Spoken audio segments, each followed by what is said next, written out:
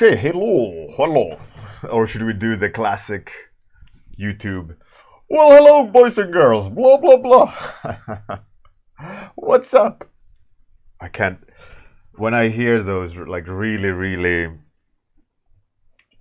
like cringy YouTube intros, I don't know. It irks me. I can't. I know it's fake because it sounds exactly the same every episode or every video they do, and it's always like, "Hello." I can't even imitate it. It hurts me too much. Hey, Atsuki, how's it going?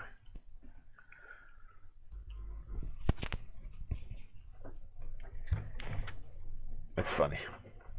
Whatever floats their boat, I guess. Ahoy, ahoy, Cosmoverse.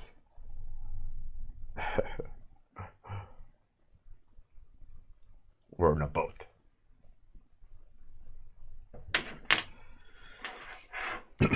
So, what should we draw today? That's the question. That is the question. It is the Friday question. Hey, Zelin. What's up? Spud MD. Hello, Doctor. Krasgar. Heyo. My fam. Sayart Todorov. Good morning. So we got Revenge Phoenix. Pretty interesting topic. Fear sniffer. What on earth is a fear sniffer, Ratsky? I want to know. Argumenting goblin. Oh, that's a nice topic. Dragon squirrel. Owl breath. You guys are going crazy. So we got 1, 2, 3, 4, 5, 6. Okay, we got all topics.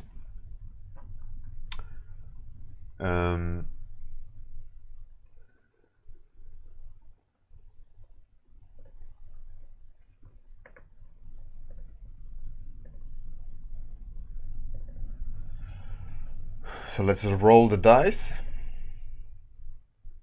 6 of all places. It's number 6.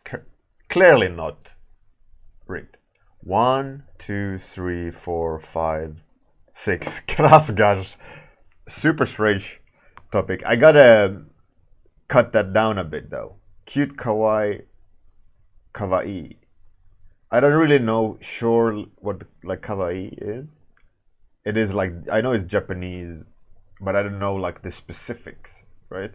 So I'm just gonna do a very cute Dragonborn warrior.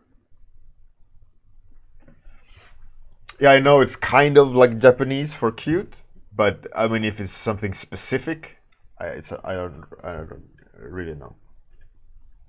Cute Dragonborn warrior. Is it gonna fit? I don't think it's gonna fit. It didn't fit. But nevertheless. And Dragonborn, is it just like you are half dragon, half human?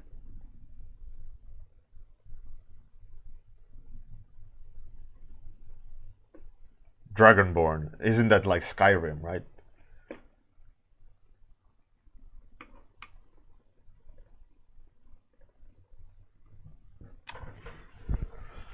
Okay, so what a topic, Krasgar. What a topic.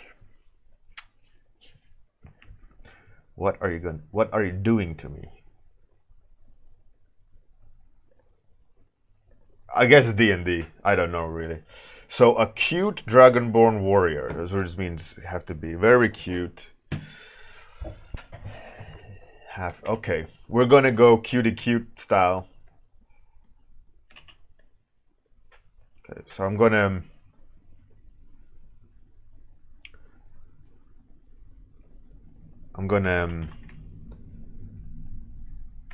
draw something cute here. Timer's on. Good.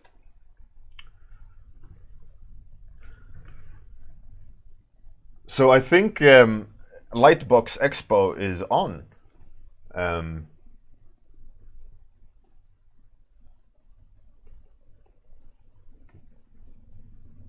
I think Lightbox Expo starts today, if I'm not mistaken. Is any of you going? I know that there's some Americans in the chat. Cosmoverse. It is indeed. It's going to be some cute stuff here today. I would have loved to have gone if I would be in the States. Would have been a fantastic thing to witness, I think. Like a big American full-on art convention or concept art convention. I think in general, like, those places are really, really good. Those events for absolutely for networking, for feeling the pressure, to know kind of where you stand, because it's very humbling to go and look at, like, one of those who are there, you know, to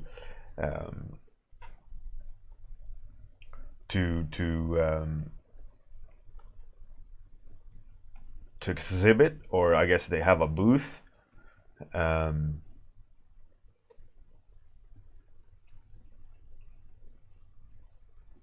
then it's, like I said, it's so humbling to go and see when someone has prepared, someone has been pushing for this event, right? They've been preparing, they've done their best, like, to their best knowledge, done everything they could to represent themselves the best. They brought their A game. You know, it's always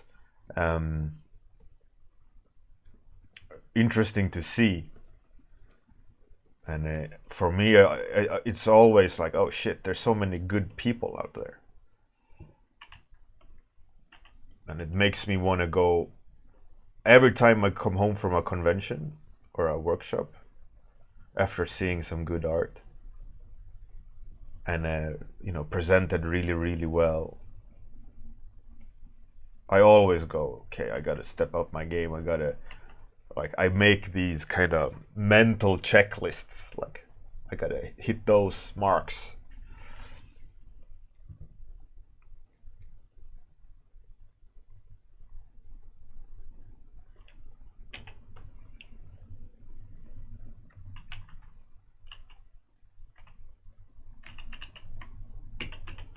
And it's always inspiring, and I always come home from them like wanting to push my skills, wanting to push my presentation ability, and I think it's really good to go and look at that and kind of submerge yourself in art that not everyone will tickle your fancy, you know, in terms of art, but nevertheless you gotta, like, appreciate the fact that they're working so hard to present it and all these things. Cosmoverse, I think you should.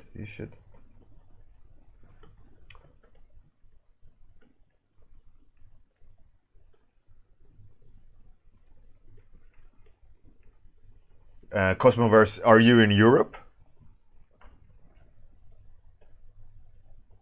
If you are in Europe, I would go to one of these workshops that they're held. And if you don't want to go to this crazy big ass monstrosity of workshop that costs a lot, go to, like, industry workshops demo day. I think it's in September, some or October. It doesn't cost an arm and a leg, and it's for one day only, so you could get away cheaper. But there's still gonna be people demoing. There's still gonna be lots of interested people. So it's like a good little taster of what things could be, you know. And you'd still meet a lot of excited people about art, you know. And I think it's a good idea to have of industry workshops to have this demo day, which is just one day of live demos from some great artists, and that way you can Like if you're on the fence about going to a workshop, I mean, workshop goes, if you're going to go to a workshop in another country, you need hotel, you need airplane tickets, and all these things, right? The price goes way up. But I mean, you're still going to need to travel for one day. But one day at a hotel or a friend's couch is significantly different from a week or a 4-day weekend, you know. It'll definitely cost less, and the price of admission to these demo days are of course significantly less because it's just for a day. But you still get the full, like it's called a VSD in game development. It's a vertical slice demo. It's like if you imagine all the layers of a cake, but you just cut that cake and you don't get the whole cake. You just get all the layers in a one slice. You know. That's called a vertical slice demo, and that's kind of what you get at demo day at the industry workshop, which is a really cute idea. I really like that idea. You know, that you can just like a sample. Oh, really? Schoolism? Yeah, I mean, I've never been to Schoolism, but obviously their production value is quite high. Um,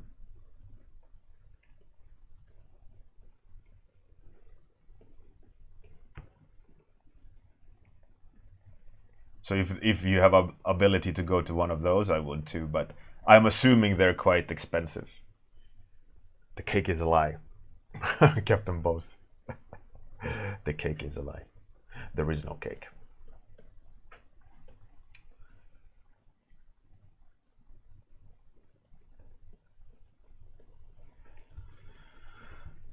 We are going.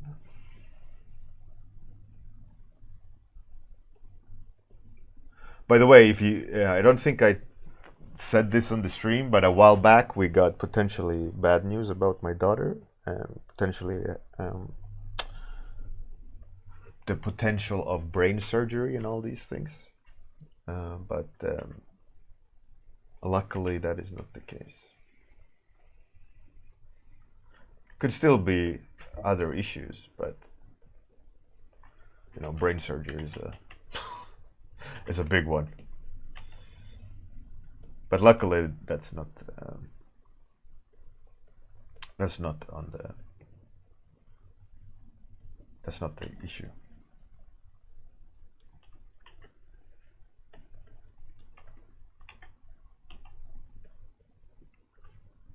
Touch wood.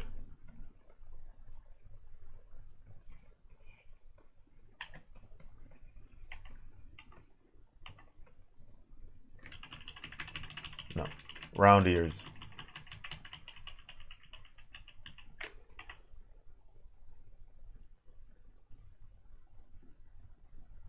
Tiny horns. Got a tail. I'd say this is a very cute dragon warrior so far. Hey, Pro 42, how's it going? Cosmoverse, yeah. Hearing about it without connection to that child, obviously you don't care as much. Naturally, you know, it's not your kid, not your family. Who cares? But nevertheless, when you hear brain surgery, you by default go, "Ooh, that's not good." So then imagine being the parent of that kid. You know,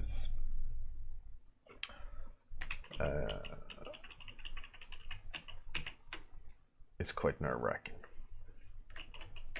But luckily, it's all good.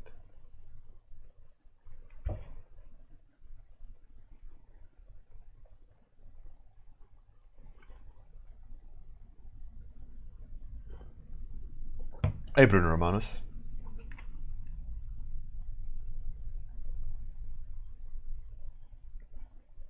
Pro 42. Are you fighting an infection? Wow, that's crazy, man.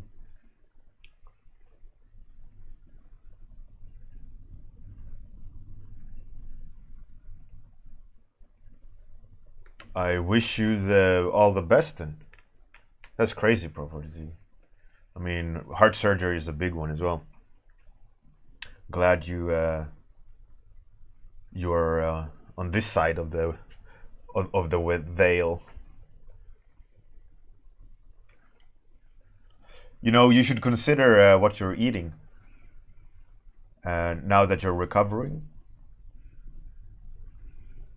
Might sound weird, but inflammations, you're probably gonna kill most bad inflammations due to the antibiotics, and you're gonna kill whatever is having a negative effect on what you're eating, which is a negative effect on the system. But I would consider what you're eating in this period, eating like anti-inflammatory food, meaning don't eat food that inflames you.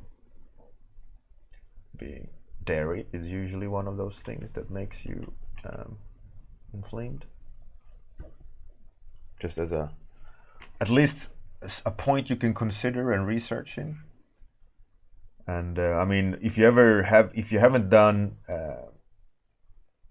what's it called, allergy tests of what you can eat and can't eat, nightshades, the nightshade group, peppers and tomatoes and things like that.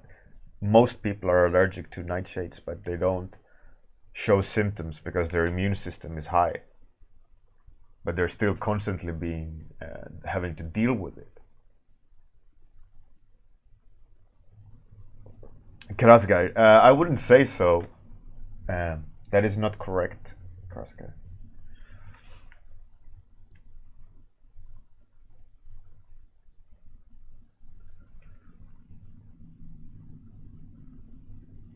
If you're allergic to tomatoes, it causes inflammation. So the fact that you say that vegetables are anti-inflammatory is wrong. Fact is that it's person to person, nothing else. What you can and can't eat. And besides, you need theoretically, scientifically, you need unprocessed fats and protein, and yes, you can get a version of it from plants, but the human body, in theory, scientifically, thrives on animal fats. Not by eating it a lot, but as a food, yes.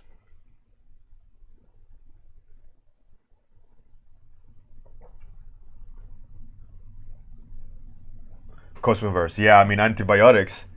The reason why I know all these things is because my daughter has, and I have, I have intolerance to it, and my daughter has autism. And one big thing about improving autism is improving gut bacteria. And gut bacteria is more or less the direct result of what you're eating and what you're not eating. And with her, you can see clear results quite fast if she's eating bad or eating good, because her system is so, I wouldn't say messed up, but broken, I guess. So whenever she's sick, very interesting thing with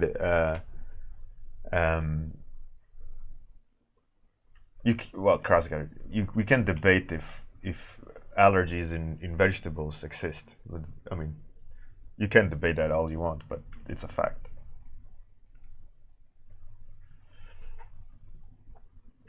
Vegetables have anti-inflammatory properties, but if you're allergic to something, that causes inflammation in your gut.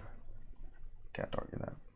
And a lot of people are allergic to vegetables, certain form.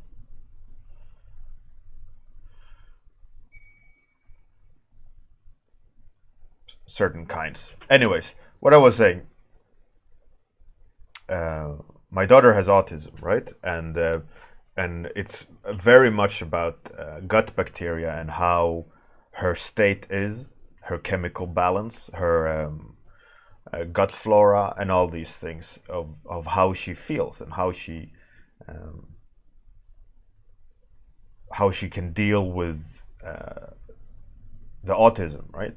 Because it's quite debilitating, because she's legally disabled due to the fact that she she has quite bad case of autism, and we can see like day-to-day stuff depending on how she's eating, or how if she's been cheating, if she had cake or dairy or whatever.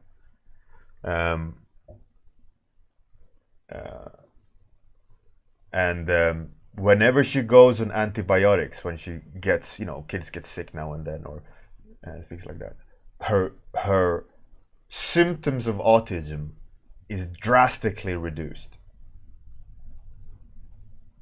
Which, the fact when you're eating antibiotics, you're killing lots of gut bacteria. And same when you're going under anesthetics and you're recovering from full anesthetics, you get given, usually if you request, you get given like brain juice, specifically created medicine to boost brain activity and brain recovery, because full anesthesia is really bad for the system, and it gets knocked out. Your immune system gets knocked out from full anesthesia, and not every time my daughter has to have antibiotics, her autism traits are drastically reduced, because her gut bacteria is getting destroyed by the antibiotics. But that also means that she also removes the good stuff. So whenever she goes off antibiotics, she has to rebuild it, which causes its own issues. But interestingly enough, with all the negative balance in the gut bacteria gets low, like knocked out from the antibiotics, she gets better. Which is interesting. For a normal person, we don't really feel that different. I mean, normal, a person without autism, when that person eats antibiotics, they don't really get a behavioral difference, because we don't have that imbalance in the body, right?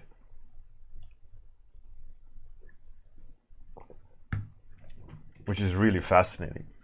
And when you were forced to do all this research about food and the balance of chemicals and magnesium and all these things, to try to find like optimal balance in the human body, and what you should and shouldn't eat and all these things, it's really fascinating and eye-opening. It's really, really fascinating, and I do a lot of research, obviously, a lot of like factual research about how the human body reacts to certain things, rather than I humor some certain people who argue about theories about what you should eat and shouldn't eat, like medical. Well, I wouldn't say medical, but there's a lot of lack of better word, hippie beliefs in what you should eat in order to improve, let's say, in autism. One of the worst ever I read was like small doses of ammonia or something to treat autism, which just made my heart cry for the children that are given small doses of ammonia, which more or less they're poisoning those kids.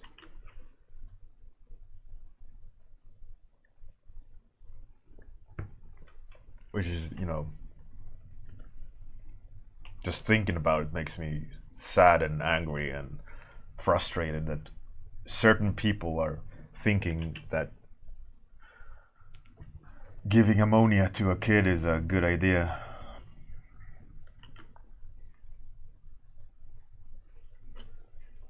Pro 42, yeah, absolutely. And I mean, that's the dangers as well, And that's why a lot of people think a certain way and act a certain way just because they see a result without the result itself being the true, like, let's say, like this insane idea about giving small dose microdosing ammonia to a child that has autism, that they think they will change it. The kid probably changes the behavior because they are getting poisoned, but they think, oh, look, the kid is different, right? And they give the food ammonia, and they think they're doing good, right? Because there's a result in, or there's a result in the way that the kid acts differently. But you're not curing autism. You're killing the kid. You know? Exactly, prophecy. So, and that's why the dangers a lot of in like you say, like parcel information way we are dealing with information today is, let's say, food crazes, or the latest you have to eat this thinking is that, yeah, they get a result, right? But the result doesn't need to be the directly connected to that you're starting to eat this one thing. It could be a domino effect of you not eating something else, but just because you're eating this new thing now, that you think that is the best thing to eat. Like a good example of that is I got allergies all of a sudden for banana randomly, and then later on I got allergic to gluten, like really bad results, you know, if I would eat gluten. So I stopped eating gluten, but I still got, now and then I still got reactions and all these things, which was really weird because I stopped eating gluten altogether. And then I realized after a while that, okay, there's gluten in this, gluten in that, they're cheating with this and cheating with that. And then anyways, and then I kept getting results, reactions, until I had a really bad reaction. So I said, okay, it can't be. It has to be something else. So I ended up removing all forms of lactose. And that's when I got the biggest change. And I could start eating gluten again because I removed the lactose. And lactose being the biggest culprit in my immune system. So because I ate a little bit of lactose constantly throughout these years of being intolerant to banana, intolerant to gluten, intolerant to all these things, when I stopped eating gluten, yeah, the body became better, but I was still slowly being poisoned. But the banana allergic reaction to banana disappeared when I stopped eating gluten, which meant, like, okay, my body is recovering a little bit, but because I constantly ate a little bit of lactose, I was still always getting knocked down, which was very interesting. And then when I completely stopped all lactose intake, and I was made very sure that I didn't get contaminated. For example, like, you wouldn't think that there is milk in mayo, but in a lot of mayos that are store-bought, they put milk powder in the mayo to sweeten it. And which is very interesting. And all these things, like, they cheat a lot, so I have to read a lot in the ingredient lists and research and all these things, right? And then it completely changed my gut. It completely changed my reactions. Completely changed my well-being. And I can eat gluten, but I don't.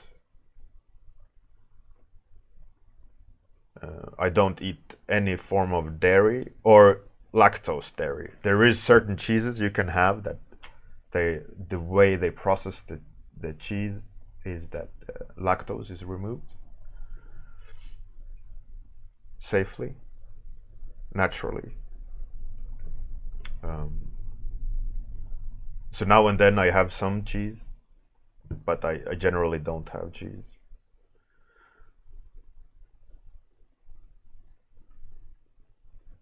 But that's like I said, it's a very interesting thing that one thing leads to the other, that leads to the other, that leads to the other, right?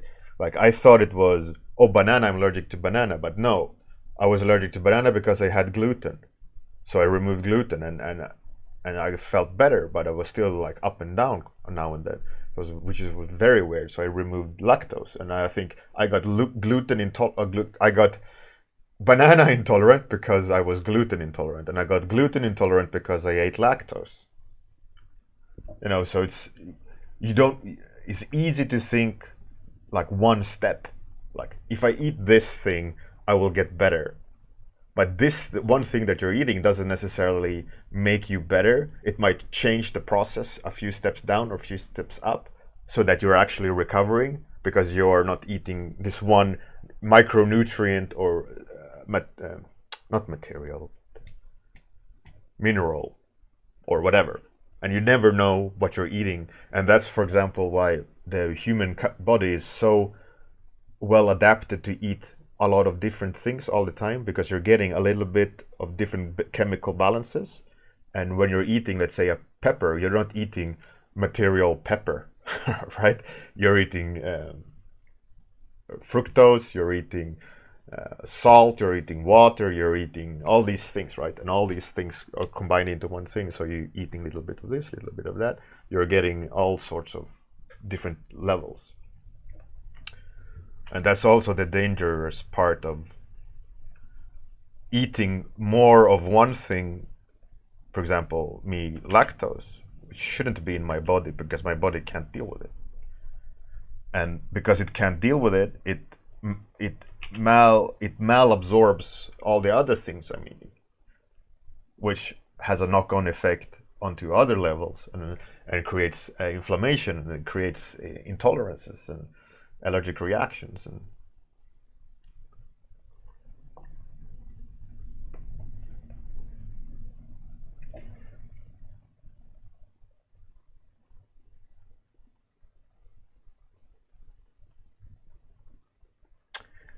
I don't eat sugar really. I try not. I'm very not addicted to sugar. I don't really care for buns and sweets and things like that. If there's someone have cake in front of me, I don't like. Oh, I want that. I'll go. Not for me. But the thing, like with sugars, right? There's sugars in a lot of food naturally. Then you can eat them. You shouldn't eat sugar. That's the problem. If you want something sweet, eat a sweet fruit or a naturally sweet thing that's not doesn't have added sugar, because in a lot of fruits and nuts, interesting, read nut ingredients. If you go buy nuts or like a nut blend in a store, you would think the ingredients should be different kinds of nuts and raisins, right? Let's say that mix. But no, it's like sugar, fructose syrup. Like, why are they adding all these things? It's just to make them sweeter, extra like. It's so stupid. It's so stupid. But you'd be surprised how much shit there is in food, processed food.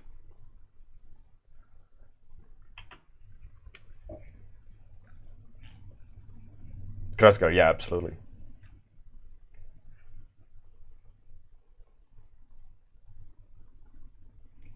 Yeah, sugar is addictive. Sugar is really addictive. I don't remember exactly, but like they were like sugar is on par with heroin in terms of ability to the human body to be addicted to it. Prefer to, yeah, cocaine maybe it was, I don't remember, but it was something like, oh shit. Yeah, that's why I don't eat sugar. Of course, there is sugar in some things. Like I have a Coke now and then, maybe once a month, and I can feel the sugar in it.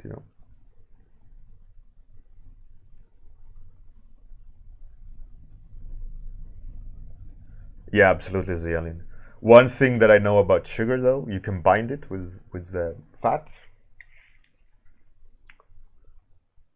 Like your sugar is blood level is going to change when you after you've eaten sugar, so you can affect that with eating certain kinds of food that'll change your blood values over long time, like a day. It's very interesting. Lots of things to in terms of food and the chemical reactions and processes of the body. It is not so simple, and I think there's a lot of misinformation about low sugar, low saturated fat, all these things. Like I think the biggest lie is about fat, low fat. You should eat pure fat, in the sense of the less manipulation, the better. Like margarine is horrible. You shouldn't eat margarine. That's like some oil mixed with dairy.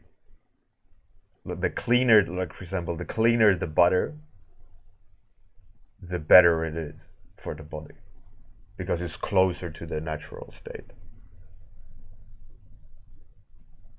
And butter has extremely minimal, if it's eco and if it's done without additives and additions, it is more or less theoretically, it is so low in lactose that you can eat it without a reaction.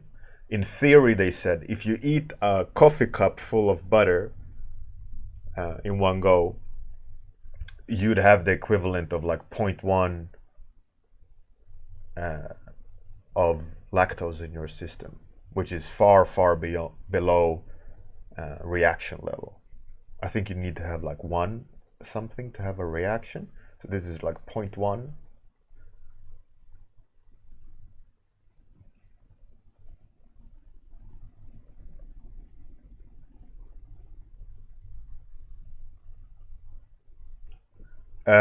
Pro 42. I'm not really 100% sure that's true. I read something recently about the actual reaction to that, and it wasn't about the fats, I think it was about the sugar, or it was a chemical reaction, not due to the fat, but something else you ate that made a surplus, which then in return dealt with fat in the blood, and in the blood, made it wrong. So it's not the fact that you eat the fat. I mean, the cleaner the fat, the better, obviously. But it was an addition to that. I don't remember really what it was.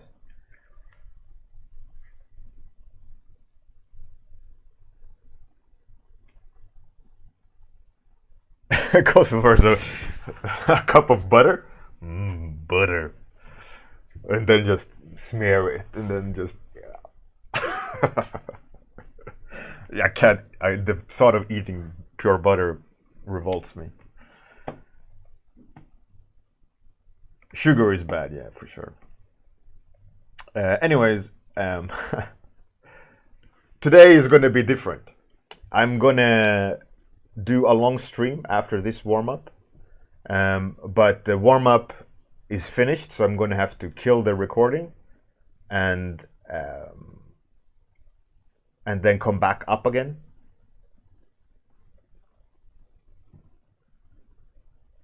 So if you want to stay around, please do. If you don't want to go, you can go to some other channel. But I will be doing I'll be working on an indie game with some music, and probably have the microphone on because kids are back in school and all that. But so yeah, I need to switch off the stream. It'll show offline, but I will come back up again. But yeah, thanks everyone for joining in. Have a fantastic day. Good night if you're that part of the world. We will see you shortly. The warm-up will be back on Monday. Bye everyone.